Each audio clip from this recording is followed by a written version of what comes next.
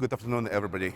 It's a pleasure for me to start off this technical track with a very unusual and very interesting topic. I'm going to be talking about botnets. And botnets are just much more than infected computers.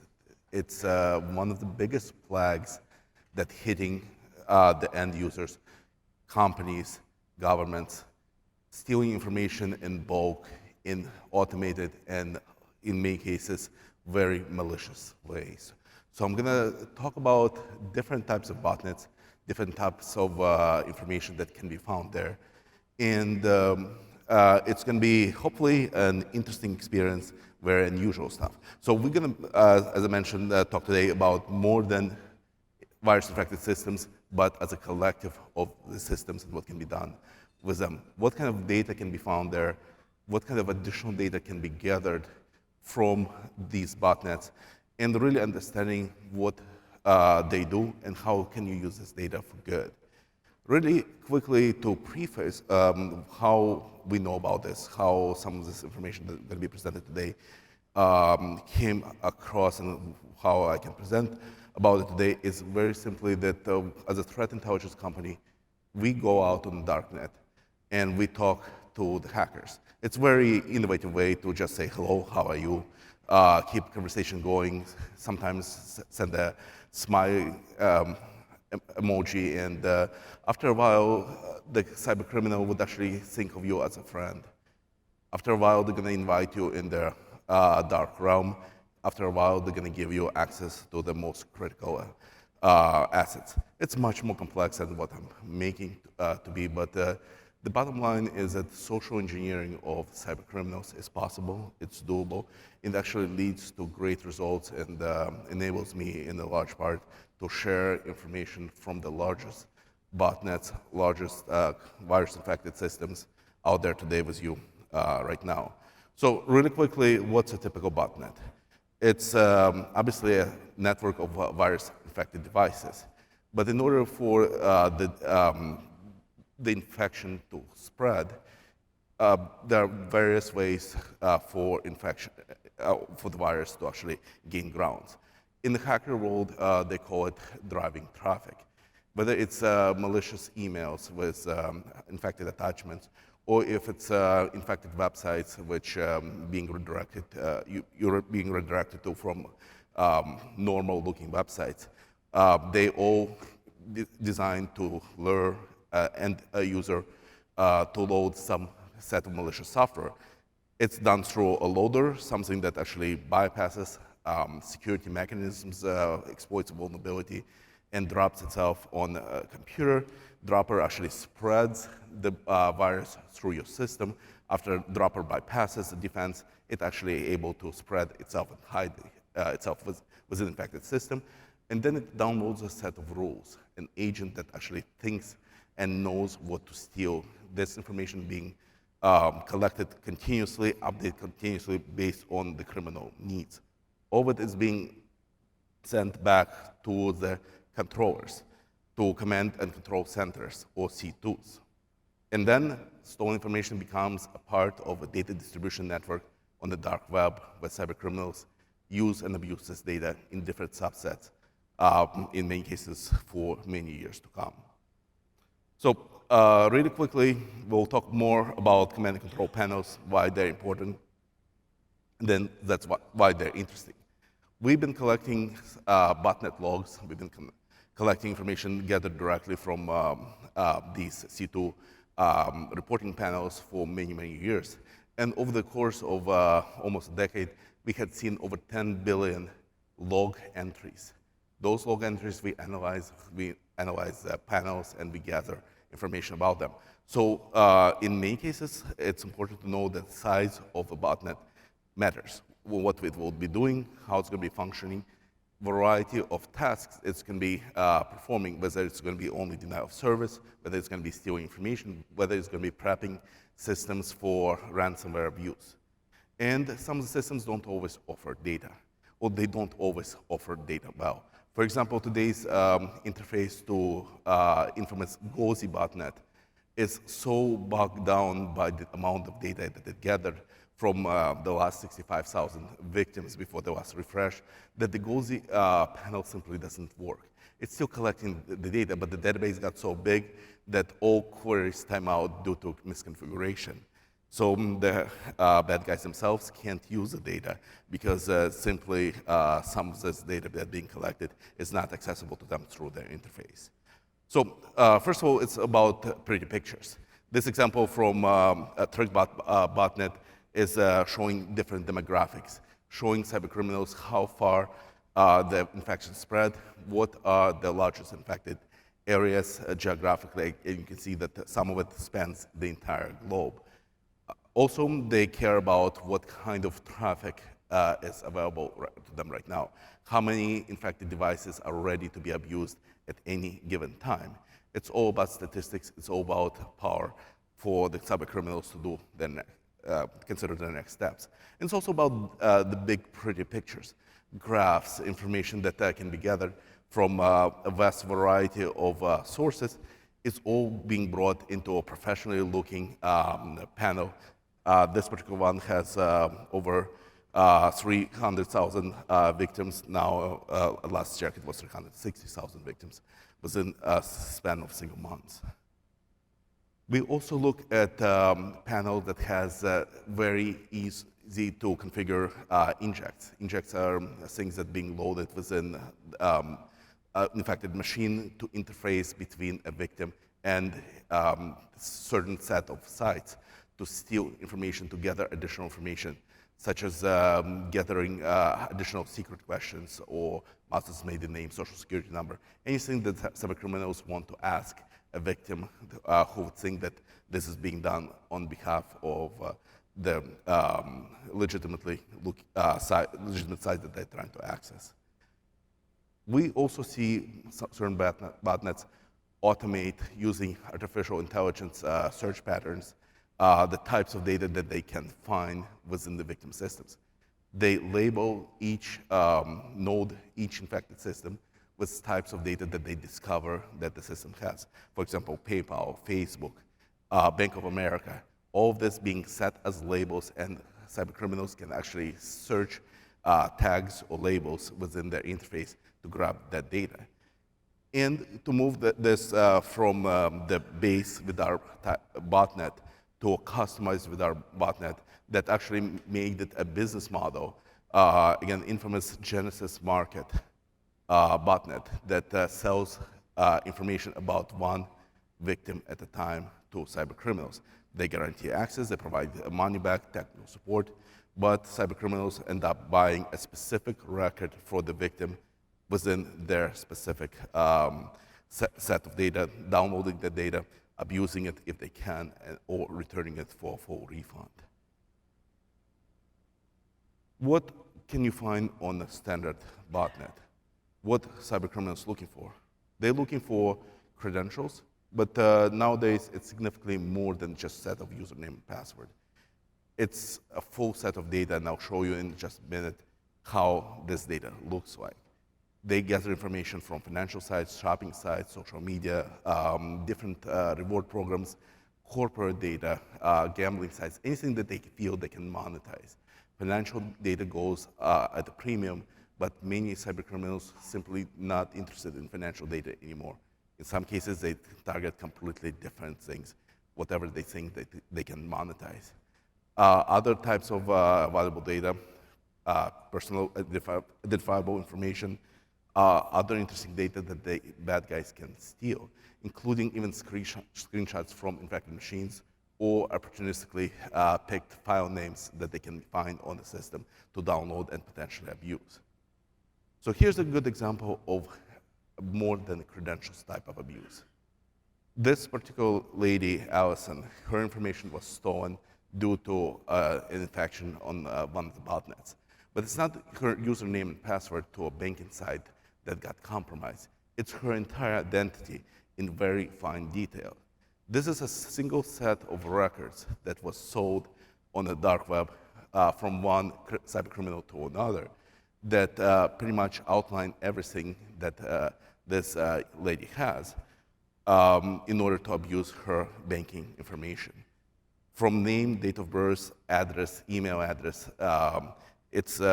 She lives in UK, so national insurance number, which is like social security number here, mother maiden name, and even a picture of her passport that the cybercriminals found on her desktop that they uploaded in Imgur cloud so somebody can access it at any time.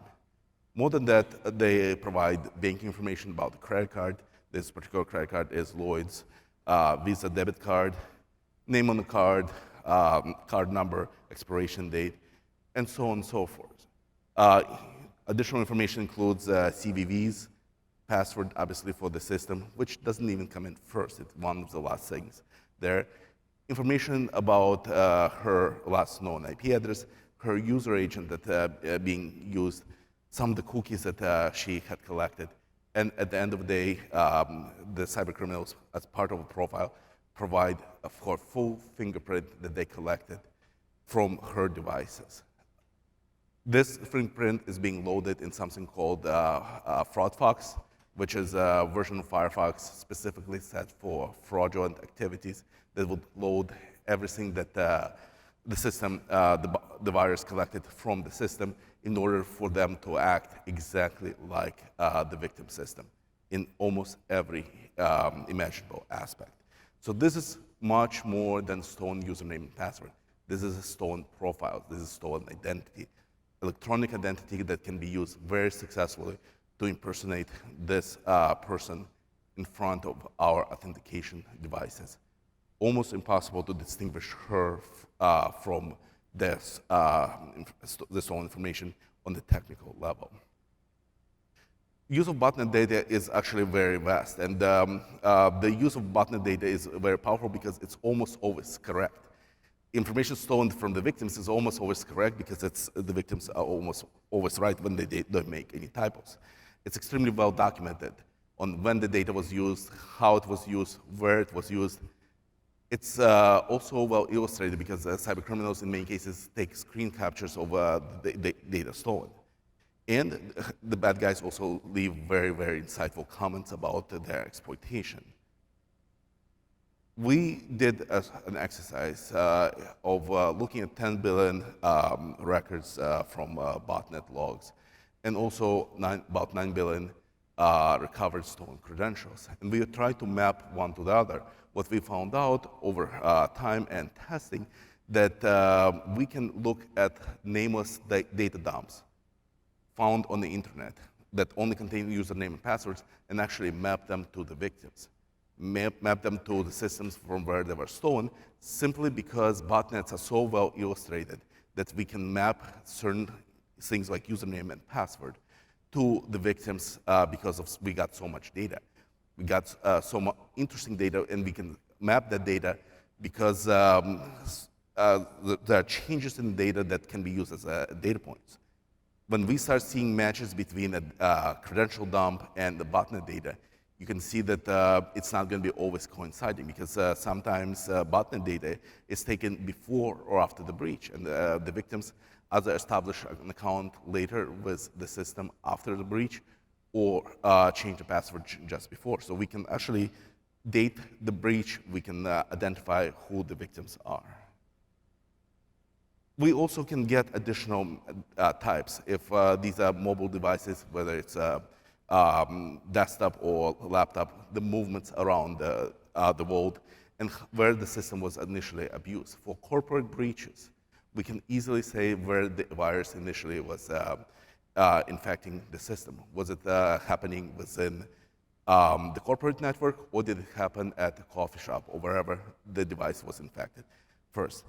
This type of data helps a lot with forensic efforts, understanding the infection, understanding the attack pattern against the victim.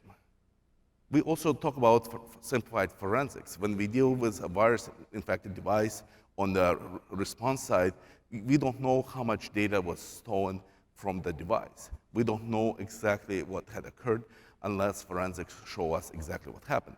Botnets data, the controller systems, actually have the great set of data showing step by step what had been taken and how it was potentially abused. In some cases, we can prove that even though the data was taken from a victim system, it was never seen by a human eye. It was never put in any other system. It was simply taken from the victim system, stored in database until we find this data. And at that point, we can even argue that the data is not specifically endangered because nobody really took advantage of this data. We found recently a file called PayPal logs.txt that had a whole bunch of components, because when the hackers sell stolen data, they sell this data for the entire system, even if they are being using the data against a specific victim. So in this case, PayPal logs.txt kind of probably were targeting PayPal data. But within that file, we found that the victim was also using Netflix, something called Pearson Dental, Pinterest. So which systems were actually endangered or abused? I would argue that PayPal is a primary target, because if somebody is interested in PayPal data, they would not be especially elated in finding Netflix account. But Netflix can be used to verify stolen credit cards. So that's a secondary way to abuse it. So the answer is all of the above. But primary target, and our data may be endangered simply because we went to a single website, maybe not even log in. I want to kind of give you an idea, looking at botnet data, is that we can also tell who patient 0 was. And sometimes you're going to be surprised that the first record on the botnet controller may belong to cybercriminals themselves. They would actually infect their own machines to see how the virus behaves. So in this case, in Lordic's botnet, we found an IP address from Romanian ISP, which actually belonged to cybercriminals themselves. Lordix was actually targeting the UK-based machines, but the cybercriminals infected themselves first, giving us a full map of their system and a lot of their interesting activities. They never cleaned up the records. I want to give you a story about a single botnet. We call it Emotet, which arguably is the largest botnet out there today. The victim, victim there was first recorded on December 10th, 2016. That victim was, for some reason, based in Argentina. We are theorizing that that was one of the test systems that cybercriminals controlled, and they just tested over there. Currently, there are 1.8 million infected devices within this particular botnet, and the number is still growing over time, despite the reports that the system been up or down over time. They're getting feeds from other systems. They're getting feeds from other virus infections. The botnet itself is actually gathering information from multiple components. Emotet today is specifically targeting ransomware vulnerable machines. It explores the Microsoft networking relationships. It tries to escalate writes, and the miners, people who actually go onto that botnet and gather information and try to use the Empire project framework in order to further their exploration and trying to infect the entire network with RUIC or other similar ransomware components. When they fail, they may move it, the infected machine to the TrickBot system, which is just a separate set of rules built on top or instead of Emotet components. Here's the actual graph of growth of Emotet botnet over the past several years. Starting in December of 2016, it was very, very quiet most of its early life. Only in April or May of 2018, the botnet actually springs to life and start gathering more steam. We see a number of cybercriminals being indoctrinated into this collective of Emotet operators, abandoning their previous tasks of various other cybercrime specialties. And over the past 2 years, it became really big, a powerful botnet, peaking at 35,000 unique infections in last May. The amount of infections may sound low, but these are actual infections that stuck around. We noticed that Emotet deletes entries that live less than 15 minutes before they get cleaned up by antivirus software. This is the set of countries, breakdown by countries that have been affected by this malware and by this botnet. US is #1 victim, but interesting enough that in top 10, there is also Russia. The cybercriminals operating out of Russia actually infecting Russian systems, which actually give us hope that the Russian government will cooperate and arrest these cybercriminals because of their attacks, not against us, but against their own. In the US, the infection rates are great, and you can see that almost every large metropolitan area based on population and the usage is actually affected. And it's also going outside of US. It's going through Europe and the entire world, affecting Germany, France, UK, and many other places, including big dot around Moscow. Lastly, I want to talk to you a little bit about defenses and the defensive parts that a lot of us doing, building sandboxes. We monitor sandboxes and botnets, and we also talk to the cyber criminals, asking of the hints how they deal with our sandboxes. Cyber criminals actually make fun of sandbox efforts because they build systems around bypassing all these controls. So a couple hints for you guys who deal with detection and malware analysis.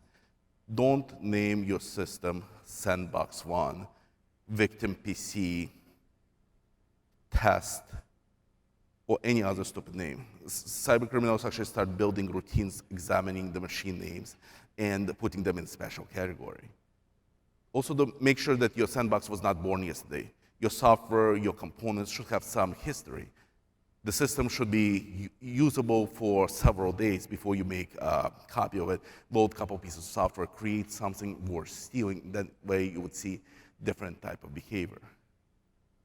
Some of the components, some of the applications, also the history being checked on a regular basis to see what is happening. We've seen new waves of malware that actually tries to figure out if it's sitting inside the sandbox or not. And when it sees that it's inside the sandbox, it starts behaving randomly, irrationally, to complicate our research efforts, to throw us off. Cybercriminals are evolving. They're taking the data that we are collecting, and they're trying to get smarter and fool us. In our efforts to stop malware attacks, in our efforts to stop these major botnets, we are doing great effort, but also understanding the enemy, understanding their way of thinking may actually help us to stop certain efforts and stop certain types of botnets. This is all I want to present to you today. I think I'm out of time, so thank you very much for your attention.